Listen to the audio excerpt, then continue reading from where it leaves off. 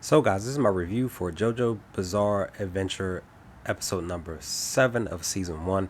And with that, guys, let's dive right into this review. The title of the episode was called Sorrowful Successor. It was definitely about JoJo fighting Tarkus, but it was more so about Baron Zeppeli and basically him coming to his final act as far as his character is concerned here in the anime, per what we've gained over the, I want to say, roughly past 2 or 3 episodes, where we got these flashbacks of him being, of his younger self, going to go train under his master, Tom Petty, and of course, his master telling him, like, you go down this path and I train you, you're never gonna be dying at some point. And of course, here in the episode, R.I.P. to Baron Zeppeli, because he does indeed die at the hands of Tarkus, and almost there was basically where JoJo was almost about to die. I was sitting here thinking like he already did, like kind of did die here in the episode because of the chain and stuff wrapped around his neck, and because Tarkus had wrapped the chain around Zeppeli's stomach and pulled so hard that, of course, Zeppeli gets cut in half. Now I didn't see that coming. I thought something was going to happen where it wasn't going to occur. That wasn't going to happen, but that's not the case at all, because again, it's leading into something into a part of the scene here with their fight. But seeing Baron Zeppeli, and I'm just like, oh man, it's a wrap. It's over. He's done for. But again, like I said, originally I thought JoJo did die because the chain pulled him so hard that like the back of his head and neck hit the top of the ceiling, and then he drops down. And I was sitting there like, oh, he's dead. But again, Baron, he had enough strength to pull himself forward, grab JoJo's hand, and give him the last little bit of his life, giving him the power of the deep, I think it's called the deep pass overdrive. There was a lot of overdrives being done over the past couple of episodes that I remember, because it's been a good while since I watched episode 6. But I could have sworn they did. JoJo did a couple of overdrives. Baron did a couple of overdrives. But Baron did another overdrive here, 1 or 2 more, if I remember correctly, here in episode 7.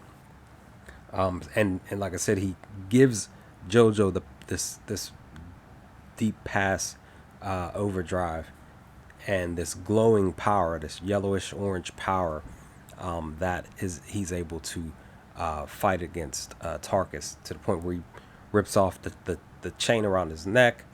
Tarkus was saying he couldn't do it even with the power of Dio that Dio gave him. But that's, of course, he was able to break the chain. But here in the fight, we see Dio activating this power, and he pretty much, and like it was weird. It was strange that Tarkus bit parts of his teeth off and shot them at JoJo's face, but of course they didn't really do much. I felt like too, though, because he did that of course he was trying to use that as a distraction, but that didn't work. So JoJo was able to actually just like kill him instantly with both of his hands, his fists basically. And I think he did another overdrive. I can't remember specifically, because everything's like, because I'm just now finishing the episode. Everything's just like kind of just like, some scenes are vivid, some scenes are blurry. But he does indeed defeats Tarkus. And then we get the sad stuff with Zeppeli, and him talking to him, because as always here in anime, we know that specific people who are getting trained by specific characters, and they're always like sad. How am I gonna move on? How am I gonna live? Because I understand, like, happens a lot of anime. Get these specific mentors and stuff, these specific masters, these teachers, and you feel like because they're a part of the crew that they should last through most, if not all, of the anime. So I understand, the main characters are like, I don't want you to die. I want you to be with me through any and everything that comes my way during our journey. I understand, JoJo, him having the same response to telling Baron Zeppeli that, how am I going to get through this? I'm not going to be able to do it, blah, blah, blah. And Baron, in his last few breaths, is basically saying, you're going to do great. You have the potential. Don't think, don't have that mindset, just keep moving forward. And then, of course, like I said, he does indeed takes his last breath and dies. But once we get past all of that, then we're heading towards the little boy's village. And it was basically with the one guy, I think it's Adams. The kid noticed Adams because they're trying to get to oh wait, I forgot. I'm passing up a scene. The whole thing with Dio and the mom and the baby, guys, that cheese, like, that was wrong. Like, the scene with the lady and the baby, and she's pleading with Dio to not kill the baby, and he's like, well, since you're really begging, I won't kill you're asking me to spare the baby. I promise I won't attack them. I promise these other vampire demons, they're not gonna, the zombies are not gonna attack the baby. We're making that promise to you now. But he's basically telling her, like, you still should make the right decision in joining us. But she's just like, just spare her baby. And he freaking turns her to have her kill the baby. Like, that's just messed up, man. Like, totally messed up. I was upset about that.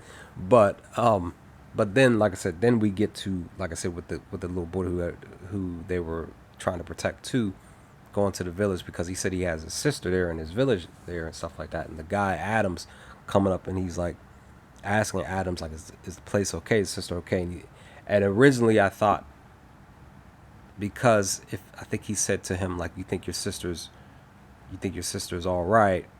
And I'm like, oh, like, why is he saying that? But then he makes a little joking, like, saying, like, she's furious with you. She's gonna lock you in the barn or something like that. He was saying, but indeed, this kind of, for me, it helps me know that Dio has the power to change people into vampires, but to the point that they don't look like vampire zombie like creatures. They can be regular normal. They can look regular and normal human beings. So Adams was that proof. Because I'm sitting there thinking, like, because they were that people were automatically getting transformed, that's what they physically look like, period. Like, they're automatically vampire zombies. That's not the case.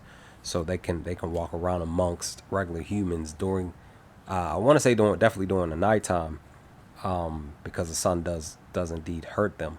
But they can walk among the living at night, secretly.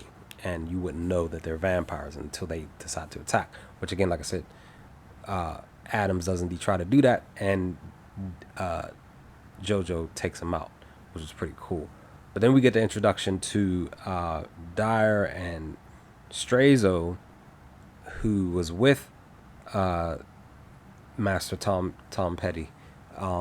They, basically came through, got the introduction. We had a small little fight with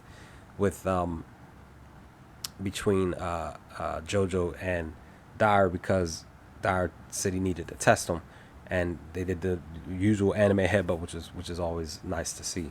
But then, of course, they tell them that Zeppeli's gone, and we gotta we kind of need to protect this village. But I still think, because Adam shows up, that the village is probably more than likely taken over. So I believe that in episode 8, that's where they're going to be heading to next, to try to help the village, help the people who are still not who are not vampire zombies currently. I believe that's going to be what's going to be happening in episode 8 to come when I sit down and watch it next. But then they show that girl at the end. That's right. They show that one girl who's still a human at the end, just before it hits the to be continued. She's looking out the window. So Dio has a specific reason for her being in the castle with him, and he hasn't turned her, which I find interesting. So there must be a reason why he's doing it.